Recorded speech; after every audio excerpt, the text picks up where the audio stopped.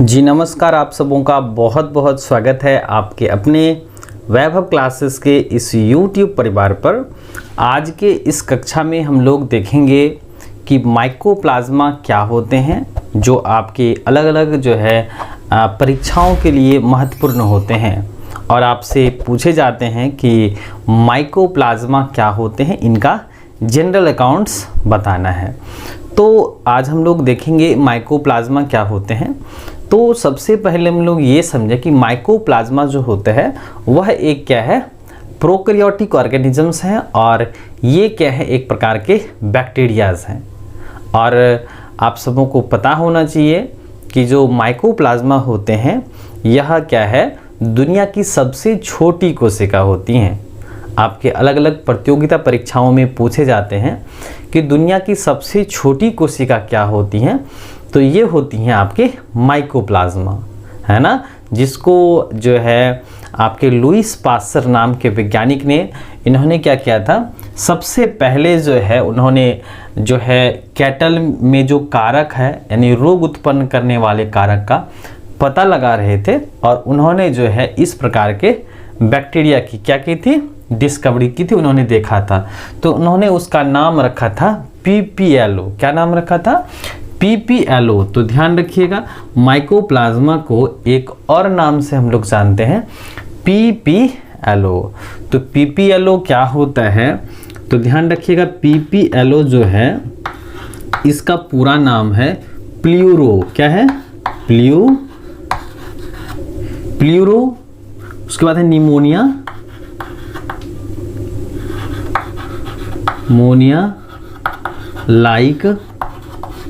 Like organism. क्या है? Organism. Pleuro pneumonia like organism, यानी एक ऐसे जीव थे जो क्या करते थे, अपनी आकृति बदल सकते थे। तो चलिए आइए यहाँ पर देखते हैं कि माइकोप्लाज्मा है, ये जीनस ऑफ बैक्टीरिया है या बैक्टीरिया का ही एक प्रकार का क्या है, यहाँ पर जो है वंश है that lacks of cell wall, यानी इसमें कोशिका भित्ति नहीं पाई जाएंगी। तो फिर क्या होगा, ये अपना आकार आकृति बदलते रहेंगे, है ना। तो इस तरह से क्या होता है कि जो माइकोप्लाज्मा होते हैं ये अपनी आकृति बदलते हैं और इसीलिए हम लोग इसको प्ल्यूरो भी कह सकते हैं, यानी कि इसमें सेल वॉल नहीं होते हैं और ये अपना आकार बदलते रहते हैं। तो इस स्थिति में हम लोग माइकोप्लाज्मा को एक और नाम से जानते हैं, जोकर कहते हैं। क्या कहते हैं? Jokers of microbiology. क्या बोलते हैं? Jokers of microbiology. तो ये ध्यान में रखिएगा कि जो माइकोप्लाज्मा होते हैं इसमें सेल वॉल नहीं पाया जाता है, यानी अब्सेंट होता है और इसकी वजह से ये अपना जो आकार होता है ये अलग अलग तरह के होते हैं, इसीलिए हम लोग प्ल्यूरो नाम दिए। और यहाँ पर क्योंकि ये अपनी आकृति बदलते रहते हैं तो इसीलिए उसको हम लोग जोकर्स कहते हैं ना, तो जोकर्स ऑफ माइक्रोबायोलॉजी। उसके बाद देखिए माइकोप्लाज्मा जो होता है वह स्मॉलेस्ट सेल होते हैं। क्या होते हैं? स्मॉलेस्ट सेल्स होते हैं, दुनिया की सबसे छोटी कोशिका होती हैं आपके माइकोप्लाज्मा। लेकिन अगर बड़ी कोशिका के बारे में अगर पूछा जाए तो बड़ी कोशिका क्या होती हैं? ऑस्ट्रिच एग्स होते हैं, है ना, जिसको हम लोग कहते हैं शुतुरमुर्ग का अंडा कहते हैं। तो वो बड़ी कोशिकाएं होती हैं। चलिए नेक्स्ट देखें, यह कैसा होता है, माइक्रोस्कोपिक होता है, यानी कि यह खुले आंखों से नहीं दिखलाई देते हैं, इसके पास सेल वॉल नहीं होता है और ये कैसे हैं, प्रोकैरियोटिक है, यानी कि इसमें विकसित प्रकार के केंद्रक नहीं पाए जा रहे हैं, यानी कि केंद्रक जो है वह सरलतम प्रकार का है, केंद्रक के चारों तरफ न्यूक्लियर मेम्ब्रेन नहीं है, आपके जो हैं कोशिकांग भी नहीं है, तो प्रोकैरियोटिक, माइक्रोस्कोपिक और विदाउट सेल वाले हैं। चलिए, और इसका जो क्लास है वो है आपका मॉलिक्यूल्स। तो ध्यान रखिएगा कि जो आपके माइकोप्लाज्मा है इनका जो क्लास है वो क्या है, मॉलिक्यूल्स के अंतर्गत आते हैं। अगर डिस्कवरी की बात करी जाए तो डिस्कवरी में सबसे पहले क्या थे, लुईस पास्चर नाम के वैज्ञानिक ने 1843 ईस्वी में क्या किया था, जब कैटल में रोग का पता लगा रहे थे ना, तो उस समय उन्होंने देखा कि कुछ ऐसे मेंबर्स हैं उसके पास, उनको मिले जो अपनी आकृति बदल सकते थे। तो उसको उन्होंने नाम रखा था माइकोप्लाज्मा और बाद में जो है उनका नाम रख दिया गया PPLO, क्योंकि वो अपनी आकृति बदल सकते थे। ठीक है, उसके बाद नेक्स्ट देखें कि माइकोप्लाज्मा बिना ऑक्सीजन के भी जीवित रह सकते हैं। मतलब यहाँ पर बात चल रही है कि माइकोप्लाज्मा स्मॉलेस्ट सेल की कहता है कि यह बिना ऑक्सीजन के भी जिंदा रह लेते हैं। मतलब इसमें क्या होती हैं, अवायवीय श्वसन होती हैं, एनारोबिक रिस्पायरेशन होता है ना।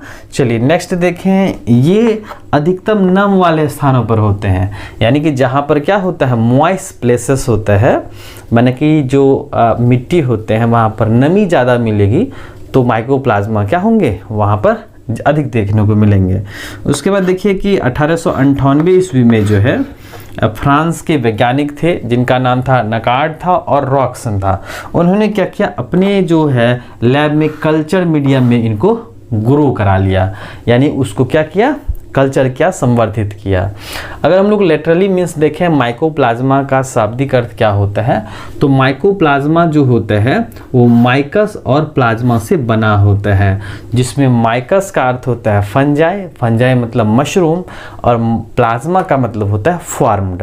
यानी कि जो आपके माइकोप्लाज्मा होते हैं जिसको हम लोग PPLO यानी प्लूरो निमोनिया लाइक ऑर्गेनिजम्स कहते हैं, इसमें सेल वॉल नहीं पाया जाता है और इनकी वजह से ये अपनी आकृति बदलते हैं, यानी कि ये विभिन्न जो है रंग रूप के हो सकते हैं, यहाँ पर आकृति के हो सकते हैं, और इसी वजह से हम लोगों ने इसको जोकस भी नाम दिया। ये स्मॉलेस्ट सेल्स होते हैं, ये प्रोकैरियोटिक कोशिका के अंतर्गत आते हैं, नो सेल वॉल्स होता है, और ये क्या होते हैं, माइक्रोस्कोपिक होते हैं। मॉलिक्यूल्स इसका क्लास है, डिस्कवरी जो है लुइस पास्चर ने किया था और उसका नाम रखा था PPLO। बाद में फिर आए नकार्ड और रॉक्स नाम के वैज्ञानिक ने, और उन्होंने क्या किया, अपने लैब में इनको कल्चर किया था, है ना। लोग जानेंगे यहाँ पर कि जो इनकी कोशिका भित्ति होती हैं, इनकी जो माइकोप्लाज्मा के जो सेल्स होते हैं वो कैसे होते हैं, गोलाकार संरचना वाले होते हैं, तंतुवत यानी फिलामेंटस होते हैं। कैसे होते हैं, फिलामेंटस होते हैं, यानी ये धागे नुमा संरचना वाले होते हैं। स्मॉलेस्ट सेल्स हम लोगों ने देख लिए। प्रोकैरियोटिक कोशिका वाले होते हैं, यानी कि ये कैसे होते हैं, फर्स्ट कैरियोटिक होते हैं, यानी कि जो न्यूक्लियस होता है, न्यूक्लियस के चारों तरफ क्या होता है, न्यूक्लियर मेम्ब्रेन जो होते हैं वो एब्सेंट होते हैं। क्या होते हैं, न्यूक्लियर मेम्ब्रेन एब्सेंट होते हैं, और इसमें सेल ऑर्गेनलेस क्या होता है, सेल ऑर्गेनलेस जो होता है वो नहीं पाए जाते हैं। उसके बाद देखिए पॉलीमॉर्फ होते हैं ऑर्गेनिजम्स, यानी कि ये जो माइकोप्लाज्मा होते हैं ये क्या होते हैं, अलग अलग आकार के होते हैं, यानी कि पॉलीमॉर्फ। पॉली मतलब होता है मेनी और मॉर्फ का मतलब होता है एक्सटर्नल सेफ, है ना। तो इस तरह से यहाँ पर जो है ये जीव अलग अलग आकृति के हो सकते हैं। पैरासिटिक होते हैं, यानी कि यह परजीवी होता है, कहीं ना कहीं यह जीवितों से क्या करते हैं, ये अपना पोषण प्राप्त करते हैं। तो यहाँ पर हम लोगों ने देखा। उसके बाद देखिए साइज पर आ जाते हैं कि साइज जो होता है वह 100 से 500 nm होता है, और इसे जो है यानी माइकोप्लाज्मा को हम लोग जो बैक्टीरियल फिल्टर पेपर होते हैं, जीवाणु फिल्टर से हम लोग इसको अलग नहीं कर सकते हैं। तो ये हैं कुछ जीवाणु की जो आपके माइकोप्लाज्मा के कुछ जनरल कैरेक्टर्स हैं। उसके बाद जेनेटिक मटेरियल्स के रूप में इसमें DNA डबल स्टैंडर्ड होते हैं, और ये क्या करते हैं, कुछ डिजीज उत्पन्न करते हैं, जैसे लिटिल लीफ ऑफ ब्रिंजल। आपने देखा होगा कि बैगन का जो पौधा होता है उसमें बड़ी बड़ी पत्तियां लगती हैं, क्योंकि भोजन बनाने के लिए पत्ती का आकार क्या चाहिए, बड़े होने चाहिए, क्योंकि तब भोजन बनेगा, प्रकाश संश्लेषण की प्रक्रिया हो पाएगी। लेकिन आपने गौर किया होगा कि बहुत सारे जो ब्रिंजल के प्लांट्स होते हैं उसमें क्या होता है, पत्तियां जो होती हैं वह छोटी छोटी हो जाती हैं, जिसको हम लोग बोलते हैं पर्णगुच्छ कहते हैं ना। तो ये जो लिटिल लीफ ऑफ ब्रिंजल है वह माइकोप्लाज्मा के कारण क्या होता है, डिजीज काउज होता है। तो ध्यान रखिएगा कि जो बैगन के पौधे होते हैं उसमें जो छोटी छोटी पत्तियां गुच्छे के रूप में होती हैं वह एक प्रकार का क्या है, सिम्पटम्स हैं। लिटिल लीफ ऑफ ब्रिंजल जिसको बोलते हैं वह क्या है, एक प्रकार के जो माइकोप्लाज्मा होते हैं उससे वो ग्रसित हैं। ठीक है, चलिए उसके बाद देखिए bunchy top of papaya. Papaya में नॉर्मली क्या होता है, शाखाएं नहीं होती हैं, लेकिन जब शाखाएं होती हैं तो फिर हम लोग समझते हैं कि पौधे बीमार हो चुके हैं। तो उसके बाद देखिए जंतुओं में जननांगों के कुछ रोग हैं, जैसे माइकोप्लाज्मा ओविगेनिटिलियम जो है, ये क्या करते हैं, जो जंतु होते हैं उसके जननांगों के रोग उत्पन्न करते हैं। तो यहाँ पर हम लोगों ने देखा माइकोप्लाज्मा क्या होते हैं।